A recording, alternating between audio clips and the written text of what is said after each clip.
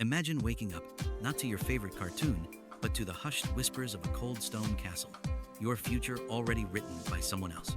You're 12 years old. Your family's honor hangs on your every polite curtsy. This isn't a fairy tale. This is the reality for a young noblewoman destined to become a lady, in waiting to the most powerful woman in England, Queen Elizabeth I. Her life, a relentless performance. In this video, we'll peel back the velvet curtains of the Elizabethan court to reveal the true, often surprising life of these women.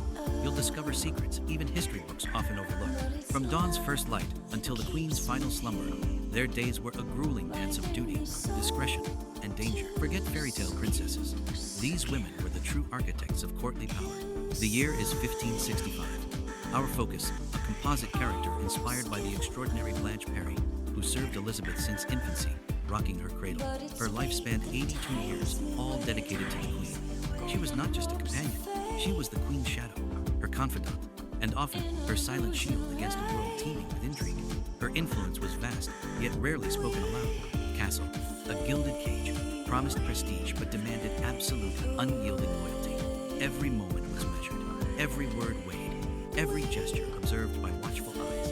For a lady in waiting, true power wasn't in grand pronouncements, but in the subtle art of observation, the quiet whisper, and the unwavering presence at the Queen's side. These women were the unsung heroines, the silent witnesses to history, whose lives were inextricably woven into the very fabric of Elizabethan England. Their story is far more complex than simple servitude. They navigated a world where one wrong step could mean disgrace, or worse. The Queen's favor was a flickering flame, easily extinguished by a misplaced word or a perceived slight. Their education was impeccable, often fluent in multiple languages, skilled in music and dance, expected to entertain and converse on a vast array of topics. This wasn't just about polishing silver or arranging flowers. This was about living in the direct orbit of the sun, constantly reflecting its light, but also fearing its scorching heat. Their very existence was a paradox. Noble women of high birth, yet bound to the Queen's every command, often sacrificing personal desires for royal duty. Our lady-in-waiting, let's call her Lady Eleanor, rises before dawn, her chamber barely touched by light. The Queen's day dictates hers, a rigorous schedule starting as early as 6 a.m. Her first task, preparing the Queen's elaborate wardrobe. This isn't just dressing, it's a ceremonial art, involving layers of gowns, corsets, and ruffs. Queen Elizabeth I, famed for her red wig and white lead and vinegar makeup, required meticulous care. Eleanor would assist in applying this iconic, yet toxic, beauty regimen. Every piece of clothing, every jewel, had a story, a purpose. Sumptuary laws dictated who could wear what, and the Queen's ladies had to reflect her status. Breakfast was a quick, private affair, often eaten with other ladies in the privy chamber, a space separating the Queen's public and private lives. Then, the morning rituals, attending Mass, followed by hours of embroidery, reading, or practicing musical instruments. These were not simply pastimes. They were expected skills. Eleanor might read aloud from scripture or new literary works, keeping the Queen abreast of the latest intellectual currents. This served as both duty and entertainment. But beneath the genteel surface, the court pulsed with political undercurrents. Every conversation held potential significance. Every casual remark could be overheard and interpreted. For ladies like Blanche Parry, proximity meant power. She was keeper of the Queen's jewels and even managed the Great Seal of England for 2 years. Imagine holding the Queen's private papers, seeing petitions, and understanding the true weight of decisions. Blanche worked closely with William Cecil, the Queen's chief advisor. This isn't mere gossip, it's a vital intelligence network. Lady Eleanor, like her historical counterparts, had a front-row seat to the making of English history.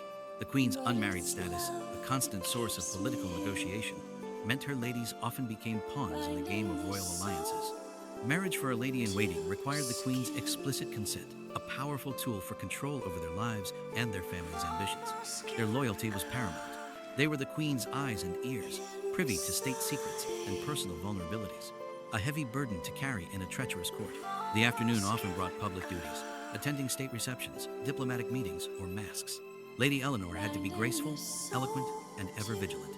One day, a foreign ambassador, known for his subtle provocations, approaches the Queen. Eleanor stands ready, her senses heightened, observing every nuance of the interaction. The ambassador offers a seemingly innocuous gift, a jeweled box. But Eleanor, recalling a recent whisper about a rival court, subtly catches the Queen's eye, a silent warning. This is the invisible labor of a lady-in-waiting, discerning threats, offering silent counsel, protecting the Queen's image, and at times, her very life. Consider Elizabeth Throckmorton, who secretly married Sir Walter Raleigh. When the Queen discovered it, Raleigh was imprisoned, and Throckmorton expelled from court. This dramatic event highlights the Queen's possessiveness and the severe consequences of defying her personal will, even in matters of the heart. Yet some ladies, like Blanche Parry, remained steadfast, building an unbreakable bond with Elizabeth. Blanche was with Elizabeth through her imprisonment in the Tower. Her devotion was so profound that she ensured Elizabeth's comfort even during the darkest times, literally sleeping in her room since childhood. This wasn't blind obedience. It was a deeply personal connection, forged over decades of shared experience, loyalty, and mutual reliance. The Queen, despite her autocratic nature, relied heavily on these women for emotional support and honest counsel, especially from long-serving figures like Cat Ashley. Cat Ashley, Elizabeth's former governess, instilled in her a robust education and moral compass. She was a maternal figure after Anne Boleyn's execution when Elizabeth was only 2. Teachings extended beyond academics into prudence and discretion, qualities essential for surviving the tumultuous Tudor court. Ashley was a true anchor. These women were not just ornamental. They were the Queen's inner circle, privy to state secrets, and instrumental in shaping her decisions and public image. Lady Eleanor, like Blanche Parry, could subtly channel parliamentary bills or advise the Queen on political matters before public debate.